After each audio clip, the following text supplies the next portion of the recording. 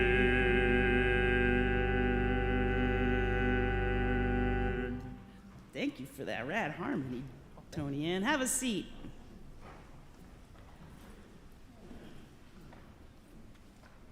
Now is the time in our service where we will ask you for a donation toward the many good works of this church. We sure do thank you for your generosity.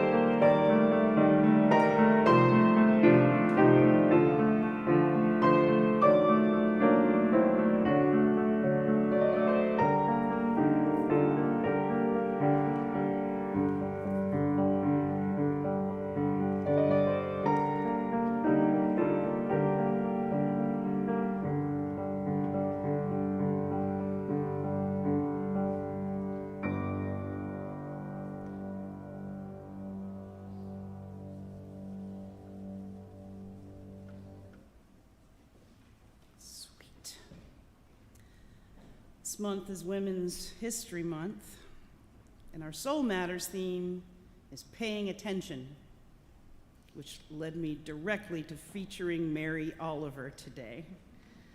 I love her poetry for its luscious observations of nature, and I think they feel so sweet and familiar to me because she spent a large part of her life living and writing in Provincetown with her partner of over 40 years, photographer Molly Malone Cook. There's a special place in my heart for P-Town for numerous reasons, but there's something magical about the nature there. There's something precious, something both ephemeral and ancient. And she captures it with her words like fireflies in a jar. Mary Oliver is the queen of paying attention, and not just to the natural world, but to our human nature.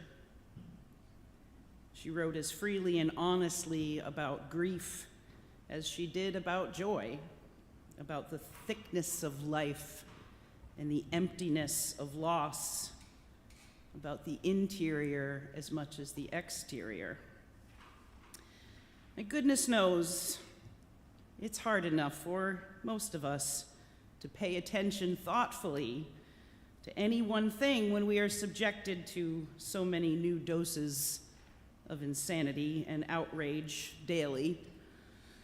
Emails, texts and calls, jobs and kids and dogs and cats and apparently immortal chickens. And I know it doesn't stop. It just doesn't stop until it stops, right?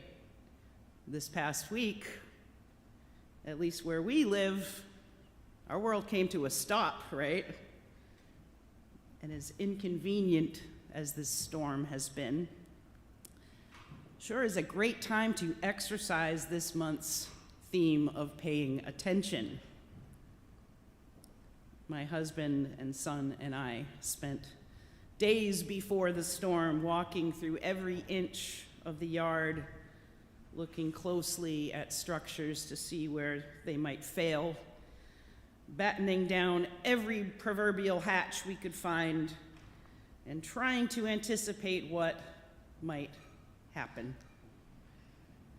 Then all anyone could do was watch and wait. And the snow came fast and heavy, and the wind was wild. I stared out the window repeatedly for long moments with my dog Cletus right beside me, as interested as I was.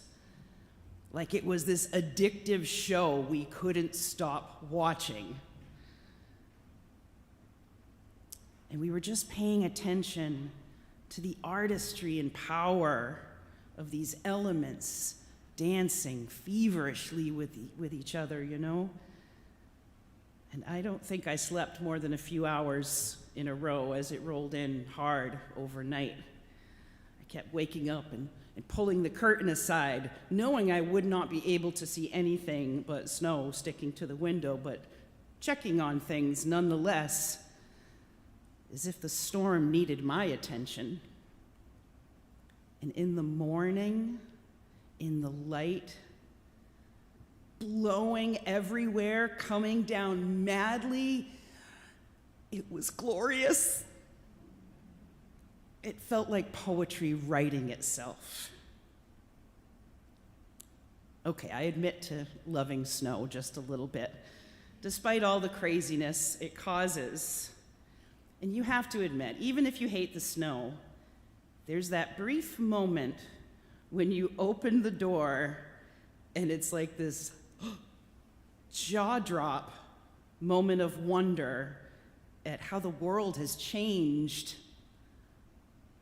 even when it's followed by like a full face palm at the prospect of the snow removal to come. There's something delicious about everyone having to slow down, having to wait things out and find other ways, having to pay attention to things we rarely do. We sometimes have to be pried away from all the other things we must or want to pay attention to. And I thought a lot this week about the title of this sermon, which is from a line from Reverend Michelle Collins, "What you tend to, you become." And it's a theme that's been used in one form or another by numerous philosophers and thinkers, from the Buddha to Voltaire.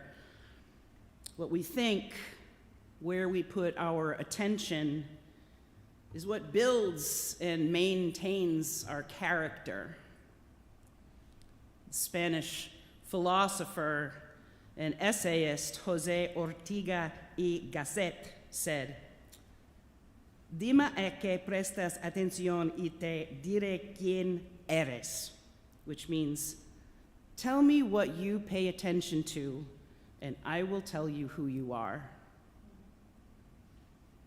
That worries me because I know I pay a lot of attention, too much attention, to a plethora of brain-sucking nonsense. I am a news addict. I have a small obsession with being as informed as possible about as much as possible immediately as it's happening. It's become a problem for me, okay? I admit that. And I've seen now how it has affected my husband, who has developed his own news habit, so we can rage together as a family. Our resources this month had a quote from J.W. Bertolotti's essay, A Life of Depth in an Age of Distraction, William James on the Art of Attention. And this spoke right to me. He says, I pick up my phone to check on one thing, the weather, a text, the time, and a few minutes later, I am entirely somewhere else, reading something I didn't intentionally choose, feeling something I didn't ask for, carrying a faint agitation into the next task. Nothing dramatic happened, but something important did. My attention got spent in tiny, invisible ways, like loose change disappearing one coin at a time. William James, the American philosopher and psychologist, helps explain why this feels so costly.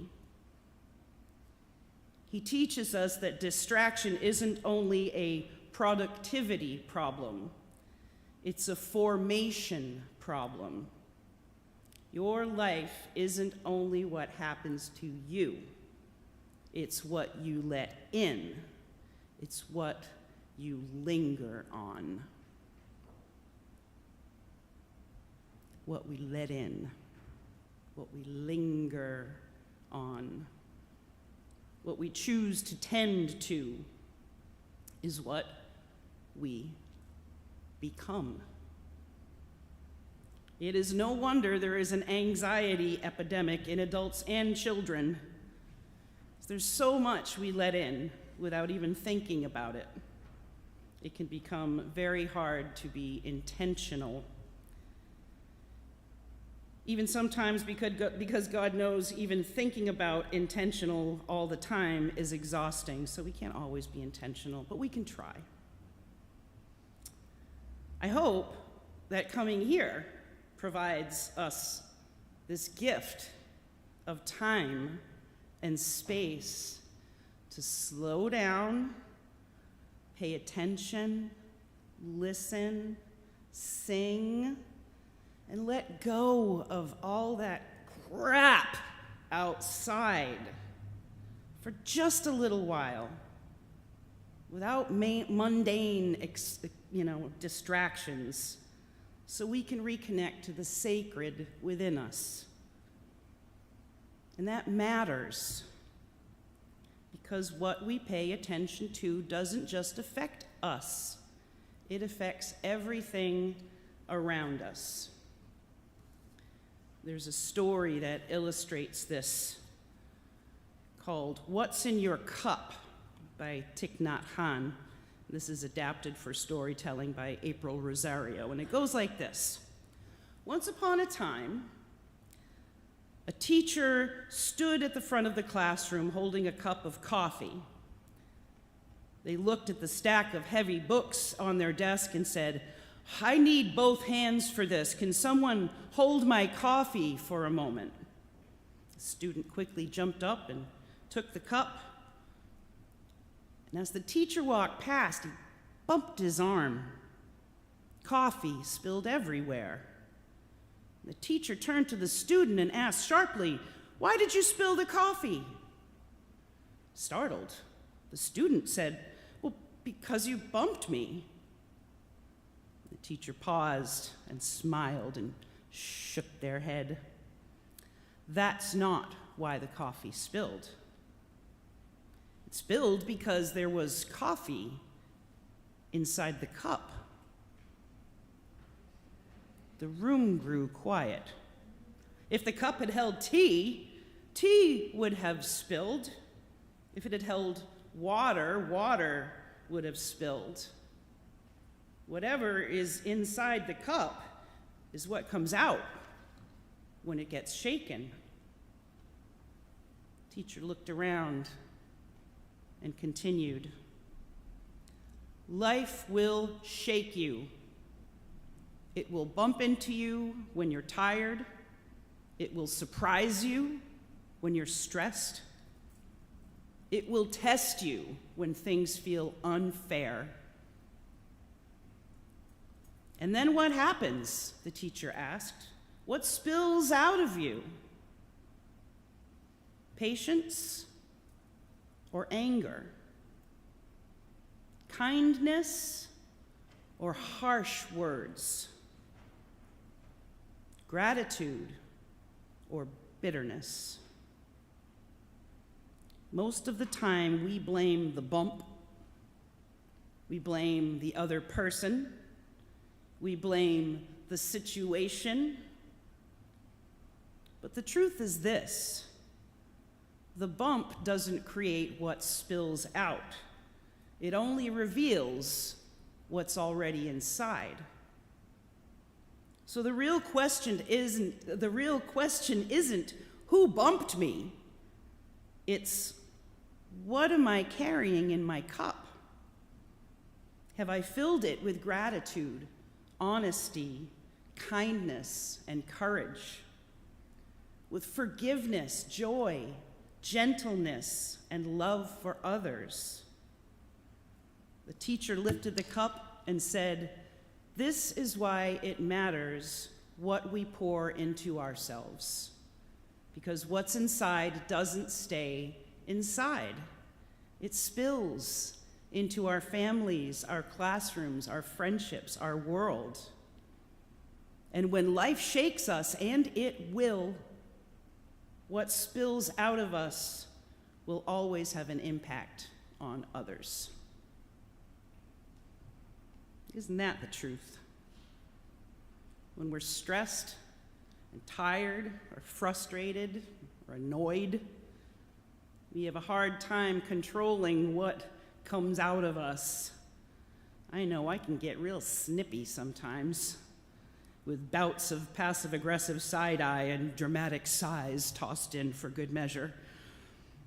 And I've been trying this week to think of myself as a vessel, like a delicate teacup, not a 32-ounce Yeti with a top that locks. That is not useful to me this month. I've been trying to be mindful of what I'm putting in and what I'm spilling out. And it takes some real paying attention. And I noticed that the delicate little teacup fills up and spills over really fast, be it the hot liquid of doom scrolling or the wonder and joy of making a snowman. What I tend to, I become. And I want to try to tend better to brighter things and more often. William Butler Yeats, the great Irish writer, said, "The world is full of magic things waiting for our senses to grow sharper." Paying attention takes practice and patience, my friends. So let's make it a goal to be more attentive to our bodies, to our minds, to our spirits, to the magical and wondrous things around us waiting for us to see them, and to each other, because we all need somebody to listen, pay attention. I'll close with the words of French philosopher Simone Weil, who said, "Attention is the rarest and purest form of generosity." Think about that. Attention is the rarest and purest form of generosity. So go, my friends, go and be generous with your attentions. Tend to the precious, and keep an eye on what's in your cup. All right, my friends, let us sing one final hymn. Please rise in body and spirit as you are willing and able. And we don't sing this hymn very often. I think it's one of my new favorites, but it's to the tune of Star of the County Down, if you know that song. So go ahead and stand with us. Number 324, 324.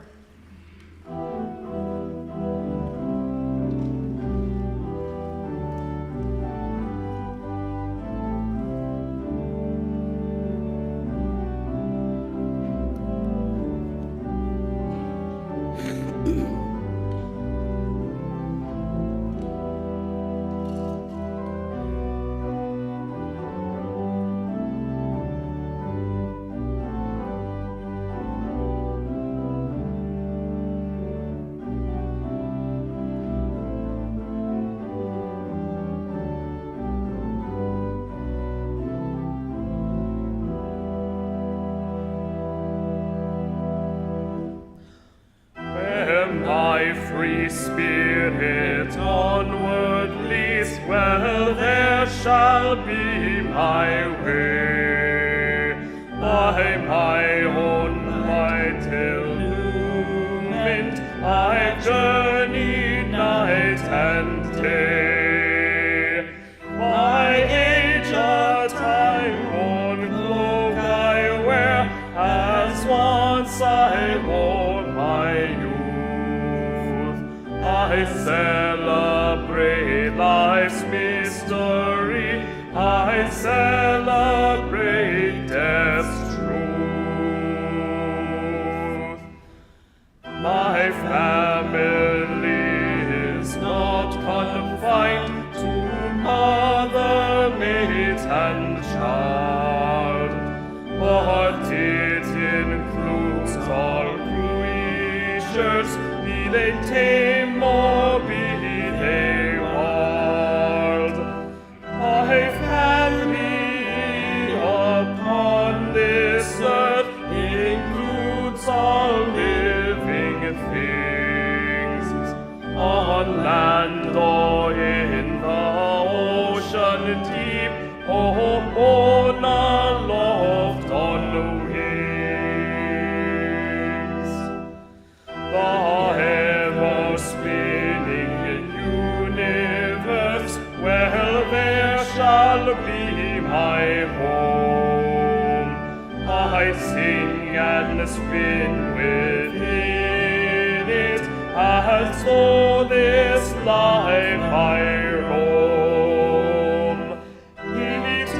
Eternity is hard to ken, and harder still is this. A human life, when truly seen, is briefer than a kiss. From the Reverend Michelle Collins, go forth from here with this blessing. May you see clearly without cynicism. May you witness pain without looking away. May you notice wonder even when despair makes more sense. Attention is both an act of resistance and an act of reverence. Choose it constantly, practice it daily, and come back here when you need to be renewed so you can choose it once again. Hold fast, my church. We love you. Stay strong. Live long and prosper. Go in peace. And I hate to tell you this, but it is snowing again. I can see it from here. Oh, God. All right, sit down. Let's listen to some music and relax before before it all happens again.